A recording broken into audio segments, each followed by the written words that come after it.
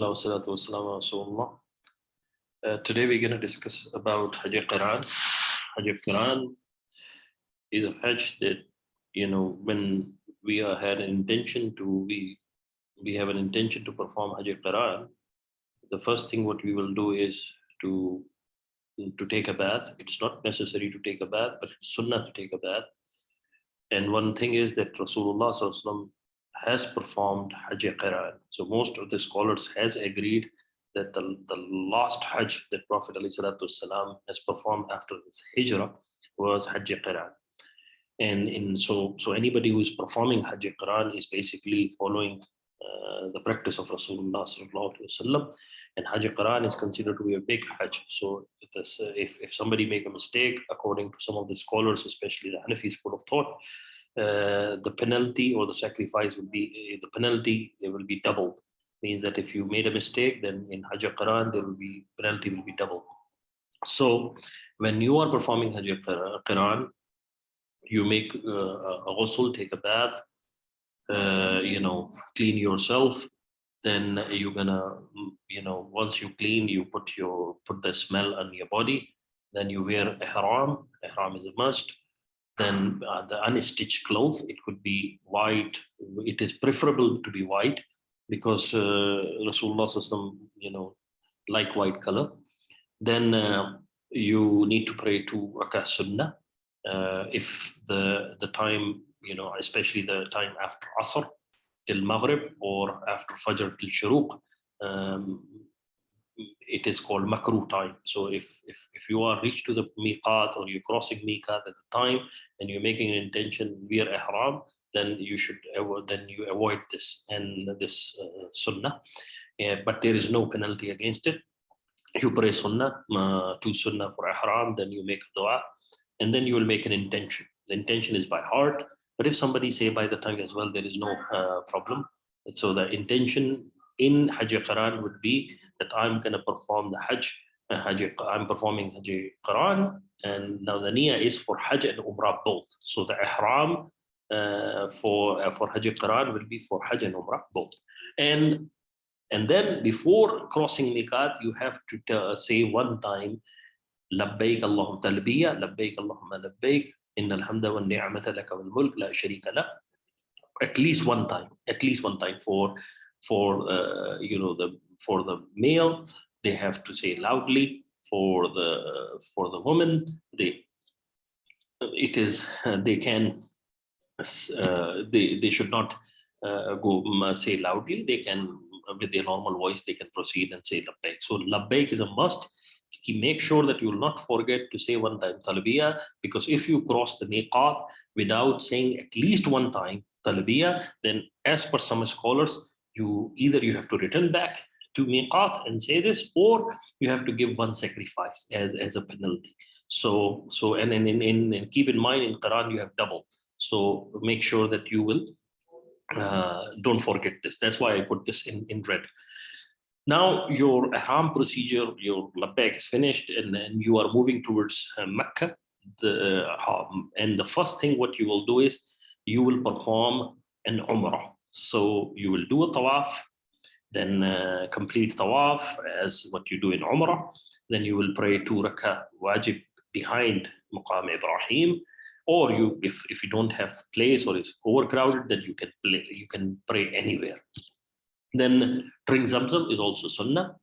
Then the last thing left is Sa'i. Sa'i, you will go to Safa to Makkah, Marwa to Safa, and you will make 7.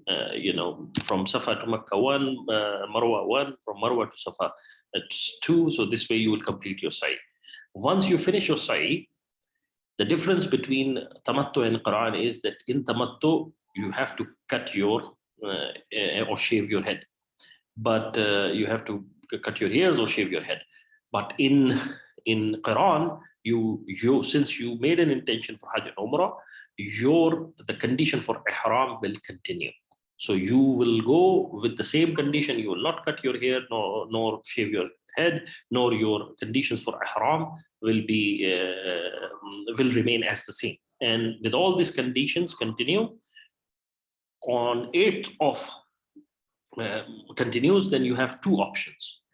Either you directly go on to Mina on 8th, you directly proceed to Mina without doing anything, or you can perform tawaf, nafil tawaf, they call, in some fuqaha, they called it tawaf qudum.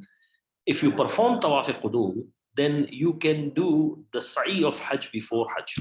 So if you make tawaf qudum, you can do the sa'i of Hajj before Hajj.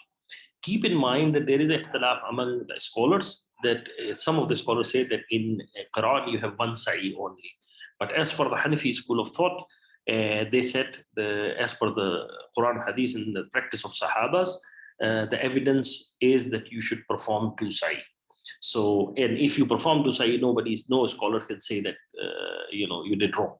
So, so in Quran, as per the Hanafi school of thought, you have two sa'i.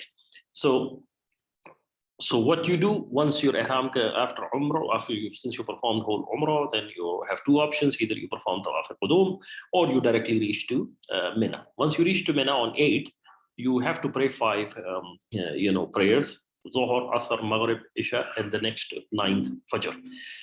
For Musafir, they will pray 2. For the Muqim, they will pray 4. I'm not going to go into the discussion that always debate during this Hajj season, that why 2, why 4.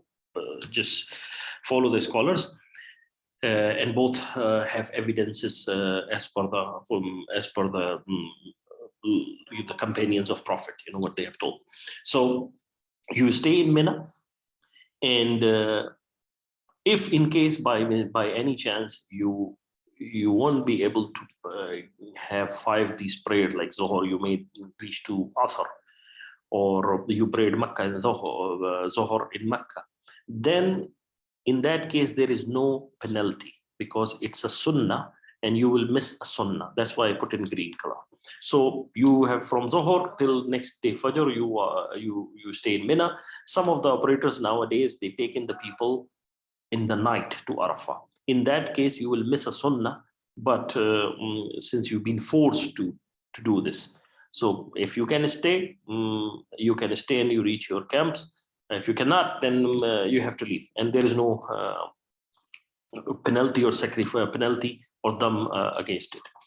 The next day, in the 9th, will come on Yawm al-Arafah. Yawm al-Arafah, you reach Arafah, and then the time of Arafah actually start as soon as the Zohar, the khutbah start.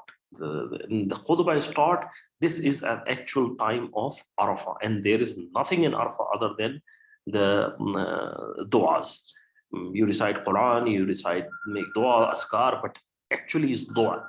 So again, Zohar and Asr, if you are in Masjid al-Nimra, then you follow the Imam. Again, if you are Muqim, and Imam is praying 2, then you'll pray, you stand up and pray 2 rak'ah for Dhuhr, and just look in the detail, more on this detail, that if you are a Muqim, that you stay in Makkah, or you have more than 15 days in Makkah, or you're a Muqim in the, so then you basically pray 4 as per the Hanafi school of thought. So Zohar you will pray 4, Asr you will pray 4 in your camp. But if you are a Musafir, then you will pray Asr, you will qasr the Salah. But if you are behind, again, if you are in Masjid al-Nimra and performing you are there in Masjid al-Nimra, then you will follow the Imam. If you are a Musafir, then again your Salah will finish as Imam finished. But if you are a Musafir, then as soon as the Imam finished, you stand up and pray, complete your Salah. For the remaining 2 for Dhuhr, and again the remaining 2 for Asr. Again, now once you stay the whole day in Arafah, then till sunset you have to stay in Arafah. You should not leave Arafah.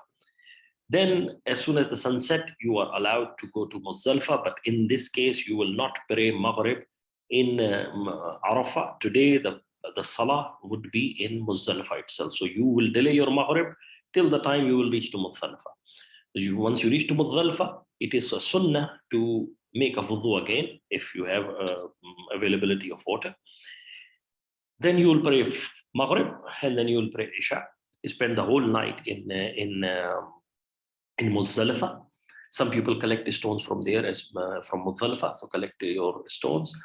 Then once you spend the whole night in Muzdalifah, after Fajr, you will move forward towards the Jamarat.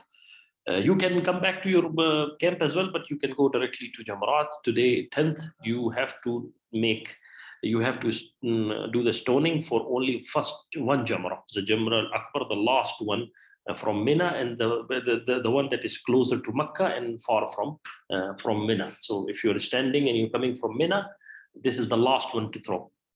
To do the stoning. Once, as soon as you start stoning, you should stop saying talabiyah. Once you finish this the stoning, then you have to finish your sacrifice. If your sacrifice has been delayed, you have to wait till you get the news that your sacrifice has been completed. Once it's done, then you cut or shave your head, cut your ears or shave your head, then change your clothes, put smell, everything. Now all condition for ihram is over, except the husband and wife relationship, which once you complete tawaf ziyarah, so it will be over as well. So the next thing, once you finish this, then you will go for tawaf ziyarah. Tawaf ziyarah can be done on 10th itself, can be done on 11th itself, and it's better to finish it before zawal of better to, at last you will start like by zawal of Dhuhr. The reason why the ulama said, because they are heavy crowd and you may not be able to finish tawaf ziyarah, so it is better to finish it before the zawal of Dhuhr. So you have to finish tawaf ziyarah, then you go tawaf ziyarah, but finish tawaf ziyarah. Again, if somebody if someone has done tawaf qudum and he finished the sa'i, he doesn't need to finish. He doesn't need to do sa'i now. But if somebody didn't do tawaf qudum, then he, after finishing tawaf ziyarah, he pray 2 rak'ah wajib, then he will go for sa'i. Once sa'i finished, now all conditions for ihram has been finished. Your relationship with husband and wife has been resumed. Now there is no condition. You will come back in next again 10th, 11th. 12, you will stay in Mina, spending the night in Mina. It's sunnah, but in case you are going for performing tawaf ziyarah, then there is no penalty, nothing. The next day, 11, 12, you will do a stoning. Now this day, the stoning will be not since morning. On 10th, the stoning will start after sunset, after sunrise. But the next 2 days, that 11 and 12, you have to stone all 3, and it has to be start as soon as the Zuhr Adhan starts. So once you hear Zuhr Adhan, you can proceed for stoning, and you will do first 7 stones to the first one, then second one, then the third one. Once all this finished, then the last thing is tawaf wida. You have to perform tawaf wida. And tawaf wida is optional for those who are living within miqat. For those who are living outside miqat, then it is wajib for them. But tawaf wida is basically based on inconvenience. The last day you are leaving, or the day before you are planning to leave Makkah, then do it. If somebody is leaving Makkah on 12, then he can leave on, he can do it on 12. If somebody is leaving on 15, then he can delay it till 15. If somebody is leaving further, he can delay. So tawaf wida is as per the convenience before leaving the Makkah.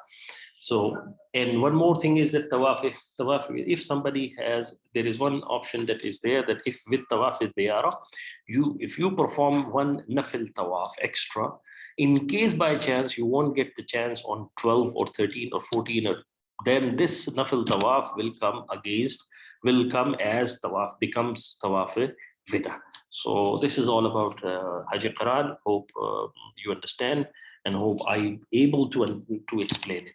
If by any chance there is some conflict, what I have said, and you heard from some authentic scholars, then you go with them rather than listening me.